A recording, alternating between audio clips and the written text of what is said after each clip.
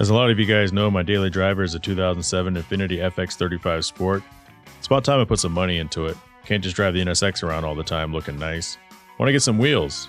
For over a decade, 4Wheel & Line has been bringing the best truck accessories and truck parts to enhance the appearance and performance of all trucks and SUVs.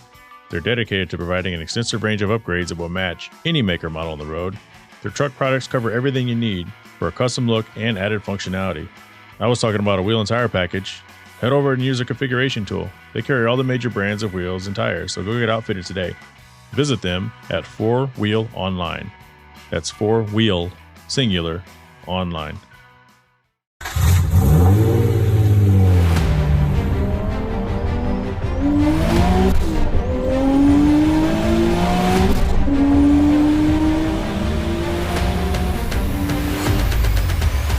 This is the Hard Parking Podcast, the other side of the wheel, brought to you by Right Honda out of Scottsdale, Arizona. I'm your host, Jay Finning. In studio with me today is Nick Hammond. Nick was a Arizona Ride of the Week, and we're going to be talking about Fast 9. Nick, what's up? Hey there. Thank you for having me, man. Thanks for coming over here in the studio, man. Yeah, no, this is awesome. Actually, to be able to come in and sit in person definitely beats doing this on the phone. So really nice setup you have here. You know, it's one of those things. People always say that it's better to do it in person. I agree with that, but I tried really hard to make the phone calls work. Yeah. So you have the Neon, you have the, how are we saying it, PAL? The Nissan PAL, yep. Nissan PAL. Mm-hmm. Tell them a little bit about the PAL real quick. Yeah, so the Nissan PAL, 89 Nissan Pike car, right-hand drive. It's basically kind of the Japanese play on an old Mini Cooper in the late 80s, early 90s. They built them for about 3 years. It was already imported to the States, picked it up a few months ago, and it's been fun driving, and now it's up on jack stands because it's me, and I'm working on it, but it's been a fun little car and driving around. Little 1-liter, 4-cylinder, sounds like a sewing machine. Top speed is 70 on 12-inch wheels. Oh, things flying. If you turn on the AC at full blast, top speed's 40, 45. Really? Yeah, so I'm pinned if you see me cruising around with the AC and the windows up in the summertime. Wow. It would seem that they would be slow. I would think, 85. What's the speedo going there? So it goes up to like 150 kilometers an hour, which you're not hitting. What's that, like 110 or 100 miles an hour or something? It's like 100 miles an hour. Because if you think about it, 10K is 6.2 miles. So if you're at 100, you're like 62 miles an hour. It took me a moment to get used to the kilometer gauge. And then you kind of just go 20 over of what the normal speed limit is. Right. And you're good enough for the range. But like I said, I think I got it up 70, 72 downhill coming in from Scottsdale on the 101 one day. You're like, woo! It feels like a Cessna airplane at that speed. Like you hear all the rattles and it's carbureted. So like behind me, they're like, you are smoking, because it's just like as much fuel as possible is just being dumped into the carburetor. Dude, that's hilarious. It's been a ride with it. It's been a fun car. It also doesn't have sway bars. So if you take any corner, you do feel like the car is going to tip at any given point. So it's like a Disneyland ride anytime you take a corner at speed. That sounds pretty cool. I've seen a couple of those before in the past, and I think they're awesome. And I don't know, I still feel like I need to buy one of these little cars. But if it was up to me, I'd have a whole yard full of I'd have Caterpillar tractors out there and shit, little Moon Rover looking things. Little one-seater like pod kind of looking cars. And Yes. So I was driving up Warner, which is the road that actually connects our residences by a few miles. And I took a photo the other day. I think I was headed to Home Depot like always. And it was a pickup truck. It wasn't lifted. Okay. Stickers all over the back window, but one really big on it. Black smoke matters. Oh.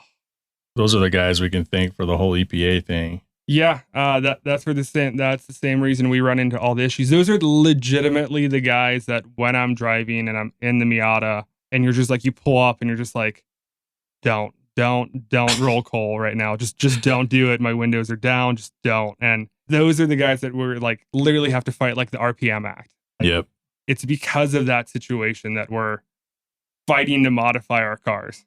Yeah. Fighting to build track cars because rolling coal, I just personally never have understood it. I don't understand it. I don't get it. It's like it has to have some sort of purpose or perceived purpose, right? Because so for us tuners and people think, okay, I want to get a K&N filter or a cold air intake, and now I'm I'm doing something. Like it has to have some sort of advantage, maybe, but needs more. You're running super rich, I guess, is the concept, and you're loading up the system and dumping it.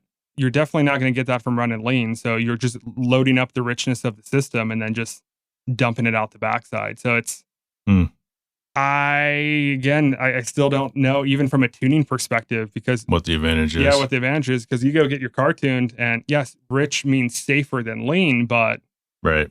I mean, I run super rich on a startup, but once I get a temp, we're out.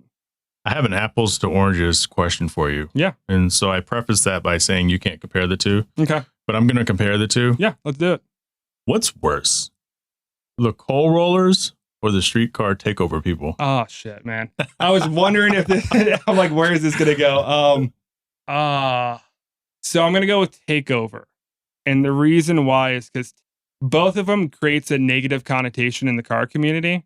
However, takeover affects, I think, more of us in that regards. It does. I agree. I think there's more of an impact from the street takeovers versus you roll coal and you're going to be like, oh, it's a big lifted brodozer just like going through. It's like, all right, all those people modified their trucks on that, but it tends to be a truck kind of thing. I guess unless you have a diesel VW and you're just like, yeah, I'm going to roll this out the back of my Jetta, but like it's... Which I could see that too, because... I think I've actually seen a video of a Jetta rolling coal. We would take road trips, and my father, we had a van, right? Mm-hmm. And he built the van out. So he bought like a bare bones van on the inside. Nice. I actually remember because I sliced 3 of my fingers on where it would eventually become the window because there was nothing there. And he hit the brake, and I was like, but he had a CB, and this could be an 80s thing. Yeah. But he had a CB in the van, and he swear he was an 18-wheeler. You know, it's like, this be Van Blue behind you. You know, copy saw Smokey. You know, so maybe the Volkswagen Bug or Beetle or whatever rolling coal is that version. Is that version of just like of the trucks? Like I'm a truck guy too, and we're doing it anyways. But Fast 9, man. Where you're here, your family now. Where you're here, how about all the memes? Like these memes are crazy. And they keep getting better. Like, I will be honest, I straight up booked a private showing for Fast 9. Like, rented out a theater for some friends, and we're like, we're doing this. So we can make jokes and not get kicked out. We finished, we stood there, and we're like, oh man, there was a couple memes like right after that first weekend. But man, this week is just they're everywhere. Up. Did you like the, well, first off, what I want to say is, moving forward, any Fast and Furious rumor you hear is probably true. Exactly. Right? Because it's been a couple weeks now, so there's no spoiler alerts. Yeah, and if you haven't watched it, well, warning to you, the title of this episode is Fast 9. You know, be warned. But I mean, space, right? People have been talking about Fast 9 going to space for a couple of years. We're in a Fiero in space. We brought back some Tokyo Drift characters. Lil Bow Wow, he got work again. So we got that going. So Little Bow Wow, it's like him and what's his face? I forgot his name. Who's the guy? Who's the main character? I honestly forgot his name. I only remember because not his name, but like he played like the Flash in something else. And my friend used to do his like impersonation spot on. So every time I'm like, it's the Flash, like is every time I see him. So I'm like, yeah, I mean, he's a quarterback from Friday Night Lights. Yeah, but exactly. I don't know why I can't think of his name, but he looked weird in this movie. Yeah, he definitely looked like he lost quite a bit of weight. Yeah, I don't know. This scene. Did he lose some eyebrows and weight? It's like him and Little Bow Wow kind of changed. Like Bow Wow gained his weight. And then the other guy, whatever the main character lost, Bow Wow got there a moment. But like he definitely looked like one of those things like maybe Train Spotting he could have hopped in on by chance. Like he didn't look right. Or whatever. Yeah, whatever, yeah. You know what's going to happen is, 6 months from now, it's going to come out that he's very sick. Yeah. And then we're going to be like, shit. Yeah, we're assholes. Yeah, it's going to be the Chadwick thing, The movie was entertaining. Entertaining, yes. I mean, you have to. I think we learned what it was at Fast 6. Which one did they start? They dropped the cars out of the airplanes. They landed perfectly straight on a 1-lane dirt road. So on the that side was of a mountain. 6. 5 was the safes because 5 was that's the heist movie. That was the heist, and 6 is when we started landing them on perfectly singular 1-lane roads from an airplane. Yeah. somehow they steered him. And speaking of steering, so Roman, Tyrese's character, so they're in space and he's literally steering the Fiero like it's actually going to do anything. Yep. He doesn't have the butterfly, like the flights, the yoke, nothing. Yeah, nothing. He's got a steering wheel and he's turning left and right. A lot of fun though. Yeah, I do like that they hooked up the gas pedal for the Fiero for the rocket as well. Right. So when you could punch it in the Fiero, you went forward with it.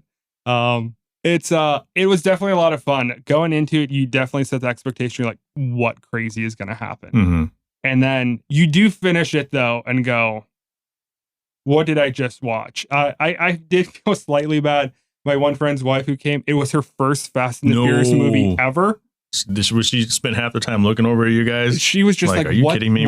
What's going on? She goes, so did not anybody going to ask about the babysitter? Like he just dropped off the kids and left the next day? And we're just like, it's Fast and the Furious. It's fast. It's okay. It's okay. It's explain the Han situation. You're like, no, he's back. Do we need to know why? No, he did a good job. Deadly sniper now. Deadly sniper. And when you go for ramen in Japan, you're going to find that one flag from Mexico. Right. And it's going to be spot on. Because Japan is so not dense. Right? Not dense at all. It's not populated at all. It's just very quiet. Yeah, but where do we go, man? We went to space. I'm thinking we go to the center of the earth next time. Kong Island. There's going to be a crossover. There's going to be a crossover. Yeah, there's going to be a crossover. A good friend of mine, big supporter of the show, asked me where they're going to go next as well. And I said subterranean. I said they're going to be smuggling under the water in personalized, modified submarines. It is the Challenger submarine is coming. It's got to be. And he said they already did that. I go, no, because the other submarine was on the ice. The nuke. Yeah, the nuclear. That now was the on the cars ice. Are the submarine. Yeah. So I think it's going to be something like that. Let's talk about the magnets. I was hoping we were going to talk about the magnets. Let's talk about the magnets because, there's these electromagnets and they hit the button and they power and they're pulling cars through buildings. Through buildings, but they don't affect the metal of the car that you're in. Yeah. Or like when you have magnets and you do the polar opposites and they shove away from each other, you can set them up with just enough distance to make that happen. I love the different uses they had from them, like stealing like the plate of food and all the laptops crashed, but they held on to one and they're like, oh, this is fine. Yeah. The magnets. So they were in the Supra, the Challenger. They were in the side by like the delivery truck. That's where they first found them. Yeah. But my other part as well is not the continuity. You've got the magnets were used and they disrupted all of the cell service.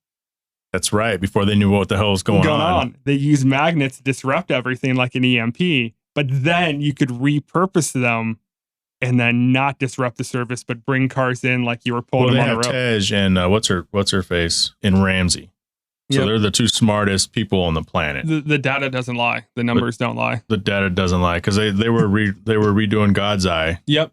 In one of the previous ones. Oh, I actually forgot about God's Eye. Yeah, they did that. So, but it's going to be interesting where they go as well, right? So the next filming is set to be. It's supposed to be the end, but it's set to be filmed so long they do like a two-parter. So it's going to be 10 and 11, but really that's just 10. So that's going to be the upcoming setup for it from that recording as it comes in. It's like, okay, we're going to talk about 10 or 11, but it's really just 10. I'm like, do we have enough? Okay, are we going to space? How does it end? Right. But I feel like even they queued it up, right? Like they showed a younger version of the crew. Mm-hmm.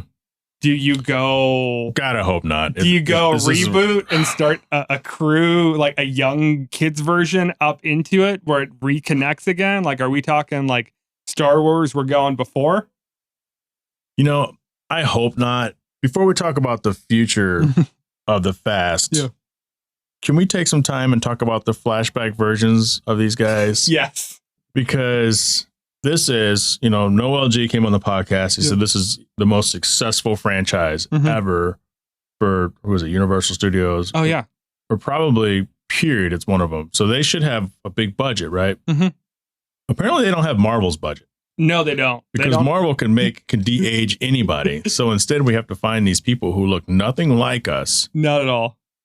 And because I mean, younger, they had to. There's got to be someone out there who looks like Vin Diesel. Yeah, it's to cast type on that. Like, there's got to be somebody a little bit closer. Exactly that. There was no Marvel budget because when you punch through and you're like, which one of you are going to call them as Vin? Because I was waiting for them to like, which one of you is supposed to be Vin Diesel on it because of his brother as well. And it's like, and then also aging his brother back, like John Cena back to that character. And you're like, you know, in a weird way, I think the younger Cena looked more like Cena than Vin did. Than Vin, because Vin's younger version already looked old, first off. And I was confused as hell when I saw the name tag, his name on his mechanic shirt that said Vin. So I was like, wait, is that Uncle Vin? Was there another Vin? Yeah, it's like, is that a cousin Vin? Like, or not? Dom. Oh, Dom. Sorry, yeah, it said Dom. Yeah, Dom. We're talking Vin. Yeah. So when he had Dom on his shirt, and it's just like, is that our Dom? Yeah. Or is that like Uncle Dom? Like, who is this? And it's the little one Dom? And then they made it obvious that was Dom. When I was listening to the CarCast with Adam Carolla and Matt Motor and DeAndre, they were talking about this as well. Okay. So I want to give Matt credit for bringing this up. So his famous story of grabbing the wrench and beating the guy. Yep. He grabbed like a monkey wrench, like the kind. Yeah, it wasn't even a torque wrench. Yeah, that's not a wrench that you would find on the racetrack. That's something you would fix your sink with. Yeah, that's exactly what it was. Like you're busting out that wrench if like, I guess your coilover wrenches are broken and you're stuck and you're like, might this work? Like they didn't grab the torque wrench. How they queued it up as well with that whole thing of just like, you beat him to death and then you go talk to your brother, like super chill. Like, right. I'm going away. Don't worry about it. I almost just killed a guy. No big deal. They did all the shooting at Irwindale with it. Like, they love to do that. It was funny on the different catches as well. Like, when we talk about budget, some of the car sponsorship stuff that you saw in the back, you could see where they like Hearst. Mm-hmm. That didn't exist. Like, there was a letter missing in that situation. But it's like, so you look at that budget, you're like, we kept filming all of this thing, and it's just interesting. We look at like they did all this. I felt like those flashbacks probably took up a third of the movie. Easy. Yeah, close to a third for sure. Let's talk about the cars of this one. There weren't many, right? There was his badass Charger or Challenger. He's got that specialized mid-engine, like 700 or 800 horsepower one, which is pretty badass. It's so I looked into that car afterwards. You can go buy that car. It's an all carbon chassis, center lock front wheels. Like, the more I looked at it, I'm like, okay, this thing's fantastic. This thing's badass. This thing's awesome. But there wasn't a lot of like, that was the hero car, right? So like, there was your hero car there. You had the orange Supra. Okay. I see the tag in with Han and orange, and we get that. Other main vehicles though that you came in, there was, I think, a McLaren at one point. There's NSX. There's the NSX, Tej, right? Which makes sense because he has one in real life. He's a big, accurate guy. Yeah. There was, I guess, the off-road. You had the whole off-road situation where you had like the tank and the thing Tyrese was driving. That's one of those military things. Is that the same thing from like Fast 5? I feel like it is. That The Rock had? Yeah, I feel like that's the same thing that The Rock had from Fast. That thing's badass too. Oh yeah, no, and to know it's like right when you got to the vehicles as well, the whole self-awareness. You're like, is he gonna break the fourth wall? Like, and we don't get shot. Like, I don't have a scratch. But so as far as the vehicles are concerned, like, there was a few of them that came in but there wasn't like, again, Dom's vehicle is your big quintessential, like, this is your hero car. This is awesome.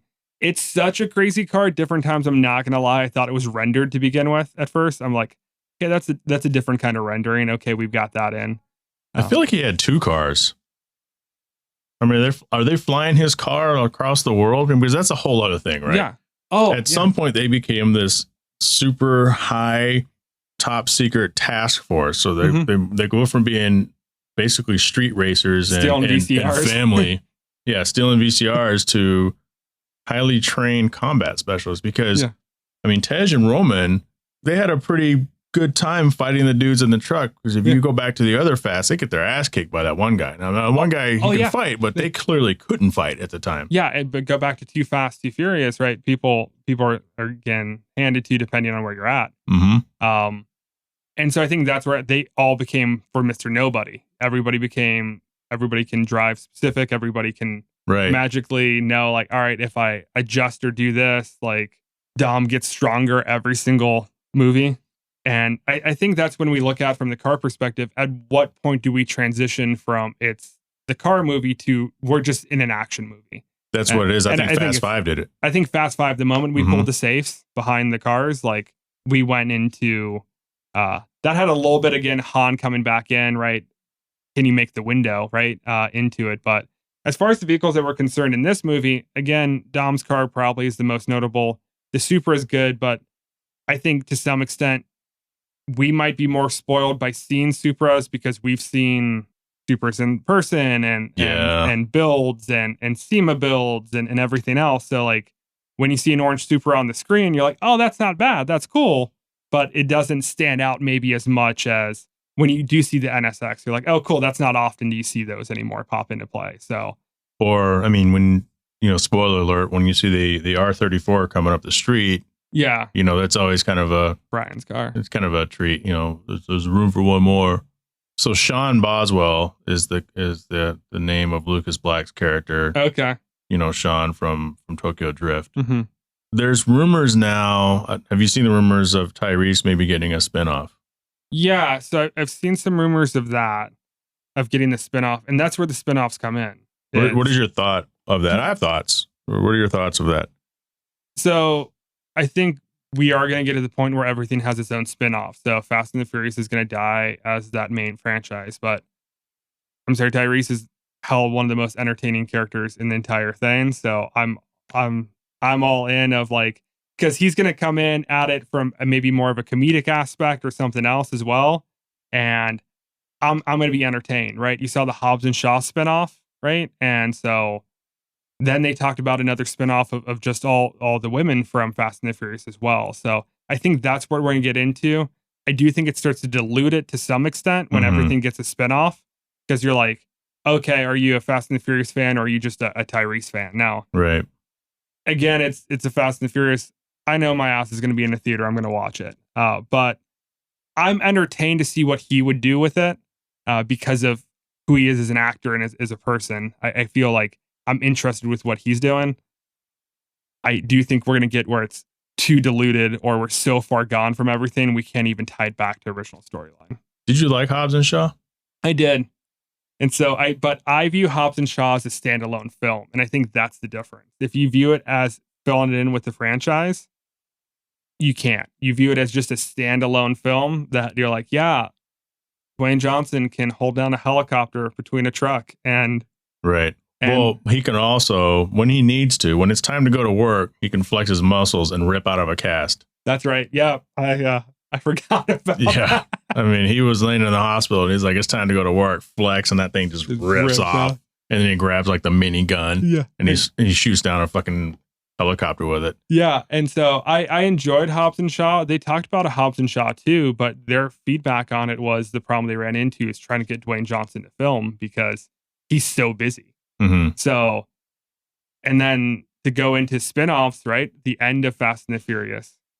Yeah. So what's Shaw thinking when he opens the door and Han's standing there, right? Yeah. He's like, wait, you should be dead. You should be dead. Like I legitimately went to jail and got in fistfights over killing you and you're not even dead. Mm-hmm. Spoiler alert. Yep. And then you basically have two good guys. Yep. So is that maybe that's going to be some sort of a thing. It's going to be, fucking instead of Hobbs and Shaw, Lou and Hobbs or something. Han and Shaw. Yeah. So we're going last name. So it'd be Han. Han's last name is Lou. I'm sitting there looking at it. I didn't know that.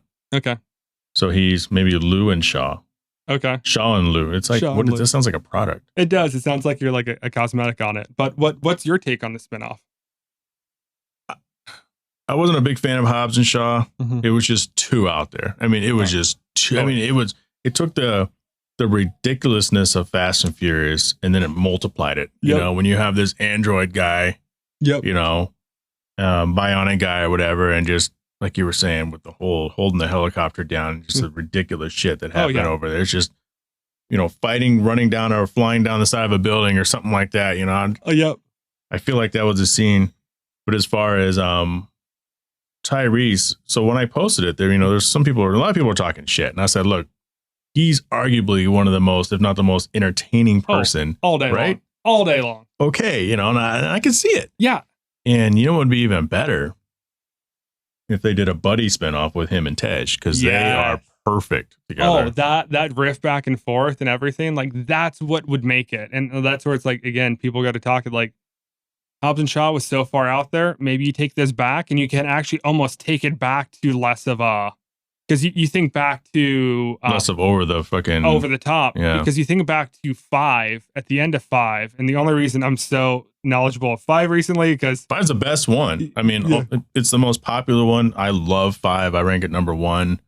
It's just, it basically pumped a bunch of life back into the franchise. And Tej has a shop at the end of 5. Yeah. So, and they show up at the very end together, and it's one of those things where it's like the Pagani, right? Mm-hmm. So it's one of those like now there's 2. Yeah. And are you kidding me right now? I think that's where it comes into. He's honestly the most entertaining character, because you look at the rest of them, like Tej can go in again as well with all super nerdy, the super nerdy, all that. Those guys, again, they're in a Fiero, and there's the whole scenes with them in a Fiero. Every single time is entertaining. Mm-hmm. Like the rappers, like the duct tape, the scuba suit situation going on. It's all of those are entertaining. So that gives the most hope. But if you're like, oh, we're going to do a spinoff and it's going to be Lou and Shaw, and it's like, it might work, it might not. That might be more. That would be more like an espionage action movie, trying to not quite as over the top as the other one. Yeah. But maybe they're looking for Mr. Nobody. Yeah. Because they never, what happened to him? Whatever happened to Mr. Nobody? I mean, last we saw him, he was basically left for dead and he got airlifted out. Mm-hmm. Right. And then if you even want to delve in further, right, there's the whole Hobbs and Shaw, right? The voice, which if you're bored enough in a pandemic and you watch that movie enough times, you soon realize that voice is John Cena that's doing the voiceover for that. That's interesting. And so when he showed up in this last movie, I was like, oh, we're going to finally put those pieces together. And then they never did. And I was like, yeah. So definitely Tyrese, I'm all in on it. Other ones, we'll see how they come in. It could dilute the other ones. But if you rein it back a little bit more into just like, for as most realistic as you can get, it's not going to be realistic, right? But as long as you can, like, we're not getting rid of a sub with our bare hands. So what would that look like? Because I think Tyrese is great. Yeah. I think Ludacris is great. And I mean, I've seen, we've seen Tyrese in movies where he's not funny. Yeah. He can be serious. I want to say, is it Black and Blue? Black and Blue. You saw that? Yeah. I mean, he was a guy from the hood that was trying to, keep his nose clean, and, and he ended up being like the main assistant to help the main character, Yeah. So, I mean, I'm not one to say who can and who can't act, but when I see him in movies, I'm convinced of his character, whatever his character is. It's because he fully commits. It's never one of those things, no matter what role he's in, he fully commits to one way or the other. It's not going to be one of those, like, he's doing a serious role and he's still trying to throw in one-liners, and you're like, okay, like that's, again, that also deals with some of the writing aspect, but it's, when you look at that movie, right, what is it going to be? I almost think back to, like, again, Too Fast, Too Furious days, like taking it back. All right, now we're back in Florida. Now we're dealing with some cartel or some situation we've got going on, but maybe you're street racing again. We're bringing it back to the old days on street racing kind of thing. Like, where does that take it? I think because we've gone so far, though, if we tame it down, will it keep people's attention? I think it would have to be, we don't know anything about where he's from. Yeah. We know he's Brian's boy. Yep. They knew each other from back in the day, but I think maybe some crazy shit maybe happens to his family. I mean, it's all about family now, right? Yeah, it's always about family. Something happens to his family, or, everybody else is too hard to get a hold of. And so somehow he gets singled out and he's on his own, and he has to try to figure this out, or he has to go back and help somebody. Yeah. Maybe not his immediate family, maybe his cousin or something. And I don't know. It's weird to think that they could exist in a world without the rest of them now. Yep. Because that's your ride or die crew, like he was saying in this movie. They've done all sorts of shit together. Yep. So if we do all this stuff together, we've been to the other side of the world. We've been to space, homie. Yeah. If someone's giving me some shit, I might hit you up. Yeah, exactly. So it'll be interesting. So I think I'm excited to see what they do. I feel like it's true, especially because we were in space. Yeah. And that was a rumor for 2 years, and everyone was like, that's ridiculous. That's ridiculous. And there they were. Yep. But I think with him and Tej, somehow, that would be even better. No, I definitely agree. And I think just the dynamic you could go with, because you could take it a bunch of different ways. You could go super analytical. You could go, hey, bringing it back up from where we're going at it. Almost very much kind of like, to kind of reference back to Marvel, right? When you look at Winter Soldier and you look at that and you bring back towards that family concept, and can you bring kind of that element back into the Fast and the Furious? Yeah, because in that role, in that scenario, Tej would be like the Winter Soldier, a little more serious, a little bit more serious, techie. And then, of course, obviously, Tyrese Roman Pierce would be Falcon in a sense, where he's a little more goofy, because Falcon, he has a lot of funny little one-liners. Yep. Did you enjoy that series? Winter Soldier? Yeah, I did. I liked it a lot too. I liked it a lot. I like what they've been doing in the whole Marvel universe, going off of Disney Plus, really just expanding out on these stories and taking them into different routes, or sometimes different, like, again, the whole Winter Soldier, at a few times you're like, okay, I was not expecting you to go, it's Disney. Okay, you're not going to go that dark potentially on this Cena moment. Yeah, they're dark. Nope, we're going that route. And it was kind of really nice to kind of see that refreshing, different, gritty take on it that we don't normally get to see from. So Marvel does it again, and I'm going to say this with Loki. Mm-hmm. It's this week anyway, so we've already done episode 5. One more episode left. Yep. What I mean by they've done it again is everything they showed us in the trailers is so misleading all day long, but it's all there. Mm-hmm. And including this episode that we just saw. So some people haven't seen it yet, but there's a few things in that episode that they showed in the trailers. Yep. And it's like, I was like, oh, when does this happen? When does that happen? And then it happened. I was like, that's totally not what I thought it was going to be. and that was the best part, I guess, to use that dichotomy with Fast and the Furious, like Fast 9, you saw some stuff in a trailer and you're like, yep, there's our movie. Mm-hmm. Disney's like, we're going to show you this. You're going to think this is going to happen. And then you're going to be completely wrong the entire time.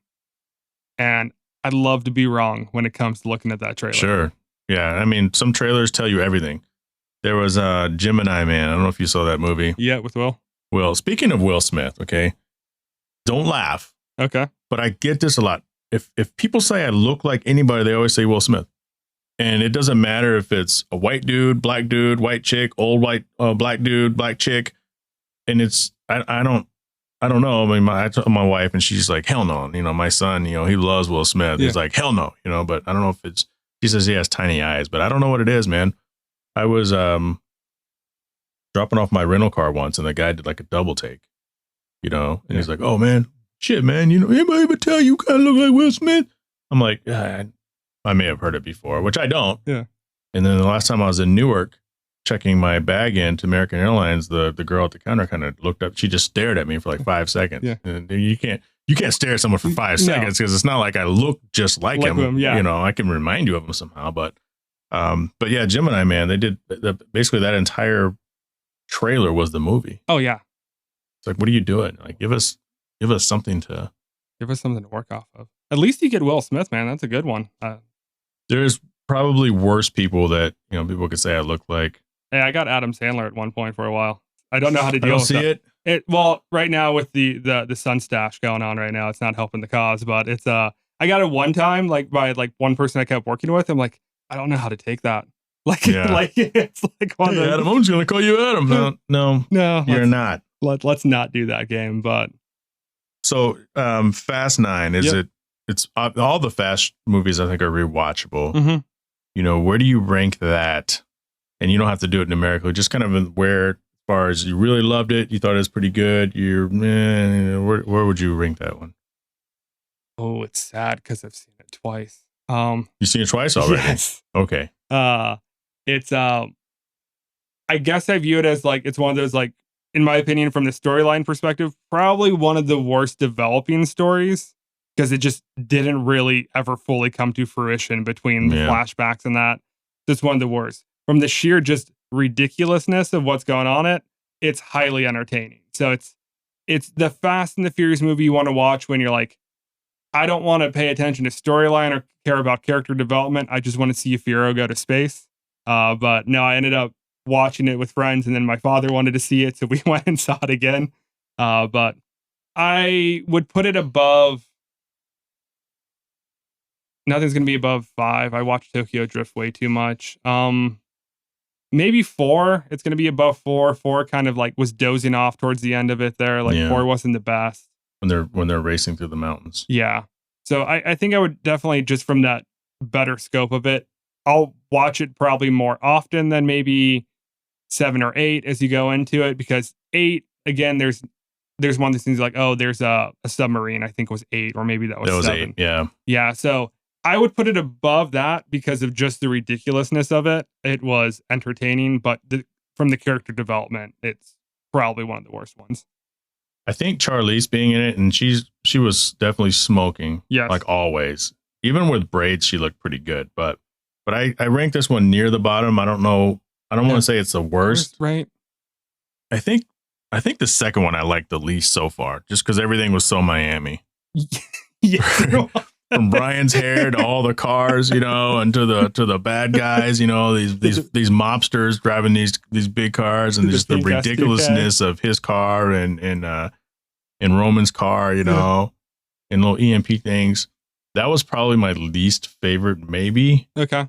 Just because it's just too in your face Miami. It's, I haven't really felt like watching 8 more than like once or twice. Yep. Every single one I've seen bits and pieces of multiple times. Obviously the first one, I've seen a bunch. I've seen Tokyo Drift a lot. I love that. I think it's great. Movie. Yeah. And then Fast 5 I've probably seen 100 times. Yeah. Because it's just, that movie is action, but it's just fun. Yeah, no, it was straight up. They were showing at the Alamo like the week before Fast 9 came out. And I was like, I'm gonna go see this thing. Yeah. It was me and one other friend. We were the entire theater. Like nobody else showed up. But 1 is good. I watched 1 a lot. I wanted to try to watch all of them before this new one came out. But like just running out of time, I kept restarting, watching that first one. It was funny to watch the first one and realize like how many companies didn't want to work with Fast and the Furious. Didn't want to be like, oh, we don't want our names or our products out there on this franchise. And now it's like, please take me. So it's interesting how many movies get pitched and get dissed. Mm-hmm. They say people in Hollywood have no idea what they're doing. I mean, every great movie has been pitched dozens of times before someone finally does it. So I'll watch it again. I don't plan on watching it at the theaters. I'm pretty sure I'll watch it at some point because it's funny. Yeah, no, it's entertaining. What was probably the best part of the movie, though? I'm gonna have to think on that, man. How about for you? So I think the best part is tough. It's, do you go straight entertainment perspective or do you go from like the story perspective? I think probably it's always going to be the Furo and space is going to be my favorite part. Mm-hmm. But from like how they try to wrap it up as well, I did appreciate the nod to Brian at the end. And I think that there were 2 nods. He was babysitting. That was 1. And then at the end, what did I miss anyone? Here's the one, since you've seen it twice, I've seen it once. And I think I really like this part of it. It was a really subtle callback, though. Basically, when he gave his brother the keys and let him leave with the car. Yep. The 9-second car. That was a nice callback to the first one. And, that was the one, the other one that I was thinking of, that was actually a pretty cool moment. I'm glad that, you kind of felt that his brother they weren't going to be fighting the whole time. Yeah. But I like the fact that it's like, look, Dom, joke's kind of on you. You were the one we couldn't tell this to. Mm-hmm.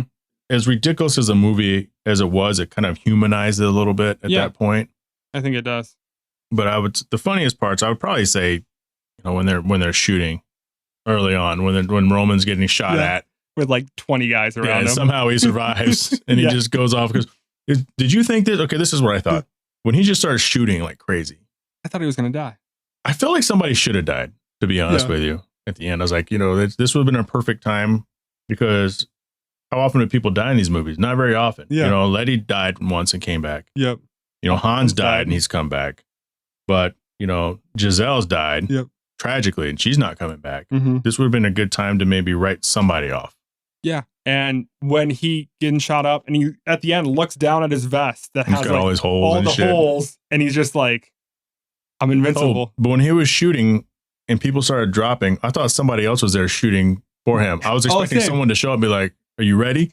Yeah, like it might have been Dom in the background or somebody like, oh, we got it. But no, it was just him. It was just him. Yeah, and I thought that was a little ridiculous. Yeah, it was funny, but it was ridiculous. So those are the type of the moments that you kind of watch and you laugh at.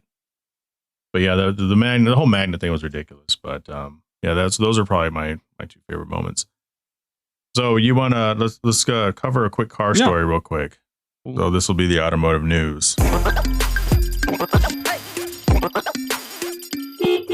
I sent you an article earlier. It broke this morning, I think, from Jalopnik. Mm-hmm. Corvette C8 crashes into a backyard, into a swimming pool. 3 passengers. In a 2-seater car. 2 are dead. 1 was in critical condition. I don't know if the third person has passed or not. I did a recheck before I drove over, and they were still in critical last I checked. So 150 miles an hour. Okay. Now, first off, it's tragic. 100% tragic. It's tragic. But I'm thinking through it. It's like, what was the situation, right? What was the scenario where you have 3 people in a 2-passenger car, and you've seen the C8s? Yeah. They are made to where, like, I joke that they're a terrible first date car. Oh, yeah. Like, you're not making out. You're not getting nothing in that because car. you got to get over a barrier and everything else. Yeah, in between. It's like you are separate from your passengers. Exactly. And so you can't even spill over, right? And I would argue that cockpit is smaller than even the one in my NSX.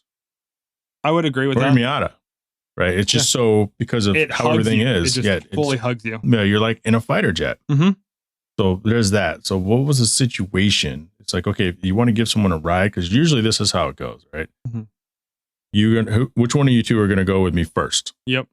Go for a spin, come back. Man, that was fucking awesome. All right, now it's your turn. And we go drive. Yep.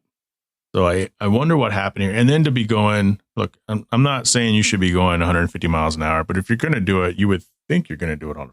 Yeah, you're going to do it in a place that doesn't have a 15-mile-per-hour corner that you have to hit. And so it was in a convertible as well. So I was trying to figure out how you fit 3 people. So it says convertible, but they're all Targas. They're all Targas. So my only idea was maybe they had the Targa off and you had the 2 people on the passenger like sitting on each other's lap kind of thing. And like that's how you got 3 in there. Because I was trying to figure out how you fit 3. Because it's like the whole Hobbs and Shaw reference. They fit 3 in a McLaren and it's it's on a 2-seater. But I think when you look at that, 150, I'm expecting freeway. So how much run up did you need to get to be at 150? Because if you're going through 150 through street lights or stop signs or that kind of situation as well, like there's no way you're timing those lights. You're just sending it all the way through. I'd like to see the scene. Yeah. Like what's the road run up? I want to zoom out on Google Maps and see if it's one of those 2-lane, I wouldn't say country roads, but those 2-lane roads and those houses to where you don't know what's coming up. And all of a sudden it's like, oh shit, there's a corner. Yeah. Now we're going too fast because we've been going in a straight line. But 150, I haven't driven that fast very much. But when I have, you start to get a little nervous. Dude, I'm in a Miata. I don't think I've ever seen anything. The last time I was going a little bit faster than that, I was just outside of Las Vegas. Wide open stretch. Yeah. And I was flying down a road because I was doing a photo shoot and they had turned off and it was forever till I found another place to turn around. And you can see forever in front of you, but when you're going, 164 or 165, whatever I was doing, when the car gets over it, that you close on them fast. Oh yeah. And it's like, if you're going 150, are you just not paying attention? It's at 150, your reactions, again, that deals with the skill versus speed, right? Like 150, that reaction time. I mean, the fastest I've ever ran a Miata 117 coming down from Flagstaff. I needed all of the downhill. We ran that bad boy out with 2 people in it to get the weight. And that was fine because at 117, it didn't gap as fast. But now you add 40 miles per hour to that. Now you add in less stopping distance, less skill. Like there's the more you get up to speed, every twitch is exaggerated. Every movement takes another step. There's not enough safety or traction control features to stop you at 150.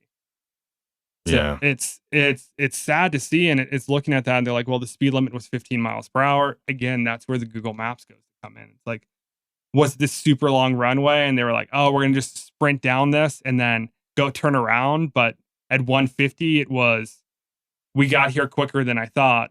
Now I can't make it. Yeah, because even at the turn, like I'm just visualizing this in my head. All the times I've flown down roads that I was going too fast, you still see it coming. So I'm wondering at the point of impact, maybe they got up to speeds at 150 and they just didn't have the 350 feet. You need to stop. Yeah. Maybe they tapped out at 150 before they were slamming on the brakes to get a stop, but you don't have the distance. Also, it depends at night as well, right? Was it at night? Well, I think they did it in the middle of the night is when it happened. And that could be, and I'd have to verify that. But I think if it's at night, that adds the whole other aspect as well, because your headlights go there, road goes right. It's over. It's one of those things, driving those kind of roads at night. I've always been more sketch about. I don't do it. I'm not a fan of it. If I am, I'm cruising my limit of what I need to be to get down the road I need to, but I'm not the guys rolling out a tortilla at midnight trying to go ahead and run it. Yeah, if I'm flying at night, it's going to be main highway. It's going to be the highway. It won't be for very long. Nope. And there's going to be plenty of highway lights. Exactly. Yeah. And I'm like that too. Like this, again, not trying to say you should be flying down any roads, but if the sun's out, you're going to find me driving at the faster speeds if I feel like driving fast. Yeah. All day long. Exactly. Yep. As soon as it's, because anything could go wrong. A freaking turtle could come out in the middle of the road. Anything. Nick, thanks for coming in studio. Of course, thank you for having me. Of course. So people listening, let us know if you have any thoughts on this the C8 thing, and let us know if you have any thoughts on the Fast 9 series. You can hit me up at HardParkingPodcast@gmail.com. You can hit up Nick on Instagram. It's nhammond. Yep, that's the profile. NHAMMON. You got it. Yep. If you want to get a hold of me, JTravels, JHA_travels, NA2NSX. If you like what you heard today, thank you. You can leave a review if you're listening on Apple. Some of the other services don't allow you to leave a review, but just make sure you subscribe or follow and tell a friend. I really appreciate it. Thanks to Right Honda out of Scottsdale, Arizona, Higher Quality Detail, BoosterBath.com, FoilOnline.com, TungueTrees.com, Sales Shop Wireless Services, and The Credit Mix with 2 E's, Patreon Business Supporters, Coy Automotive out of Winter Garden, Florida. And speaking of Patreon, if you're in a position to help the podcast upgrade, join the Patreon for as little as $3 a month and get access to bonus audio as well as show swag. Speaking of bonus audio, sometimes I like to hit record a little bit before we actually get rolling. And so, we actually had a fun conversation today, and that's going to be up as bonus audio. And it could be anything. I have conversations with Cody Walker about modular closet systems. That's on the Patreon. So you can also help out on the anchor.fm link. It's also in the description. It allows you to support the show for as low as 99 cents a month. Pick up some swag at the Teespring store. Link is in the show description as well. HardParkingPodcast@gmail.com. I can't grow unless you tell the world how good this podcast is. So let's do this. Let's grow this thing together and talk to you guys next week.